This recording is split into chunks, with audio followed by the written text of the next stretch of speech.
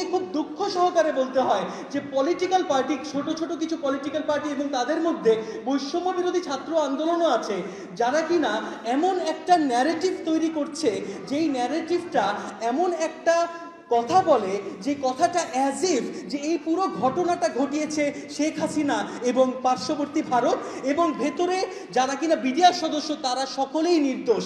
না, আমাদের এই সংবাদ সম্মেলনের মূল উদ্দেশ্যটা হচ্ছে এটাই প্রমাণ করা যে তারা সকলে নির্দোষ না। ভেতরে যারা খুন করেছে, যারা খুনের মামলায় মৃত্যুদণ্ডপ্রাপ্ত আসামি অথবা যাবজ্জীবন প্রাপ্ত আসামি, তারা মোটেও নির্দোষ না। তারা যে নির্দোষ না সেটা আপনারা কখনোই বলতে পারবেন না যে তদন্ত হয়নি। তদন্ত হয়েছে, সেই তদন্তগুলোতে অনেকগুলো সাক্ষী ছিল, সেই সাক্ষীগুলো আপনাদের সামনে আজকে কথা বলেছে। সেগুলোর মধ্যে এই যে বেঁচে থাকা, বেঁচে ফেরা শহীদ যারা সেনা অফিসার তারা রয়েছে এবং শহীদ পরিবার আছে, সেই সাক্ষীগুলোকে নিয়ে আমরা আপনাদের সামনে উপস্থিত হয়েছি, যেন কিনা তারা নিজের মুখে বলতে পারে যে আসলে তারা কি করে ক্রস চেক করেছে এবং তারা সাক্ষী দিয়েছে।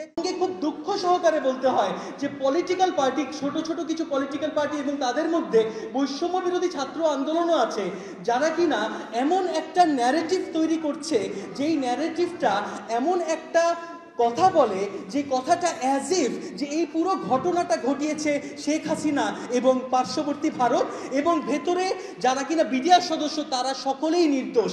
না, আমাদের এই সংবাদ সম্মেলনের মূল উদ্দেশ্যটা হচ্ছে এটাই প্রমাণ করা যে তারা সকলে নির্দোষ না।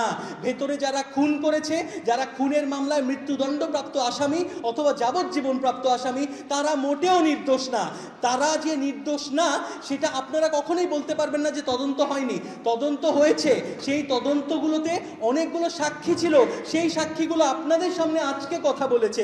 সেগুলোর মধ্যে এই যে বেঁচে থাকা, বেঁচে ফেরা শহীদ যারা সেনা অফিসার তারা রয়েছে এবং শহীদ পরিবার আছে, সেই সাক্ষীগুলোকে নিয়ে আমরা আপনাদের সামনে উপস্থিত হয়েছি, যেন কিনা তারা নিজের মুখে বলতে পারে যে আসলে তারা কি করে ক্রস চেক করেছে এবং তারা সাক্ষী দিয়েছে। আবু সাইদ মুগ্ধ, মানুষ এখন ক্ষুব্ধ। লক্ষ্য ছিল ক্ষমতা, বুঝে গেছে জনতা। দিবে যারা অধিকার তারাই এখন বেকার, করবে যারা সংস্কার তারাই পাচ্ছে তিরস্কার। গণ অভ্যুত্থানের বীরেরা বলছে কেন ভুয়া, হাসানাত আব্দুল্লাহ ভুয়া ভুয়া।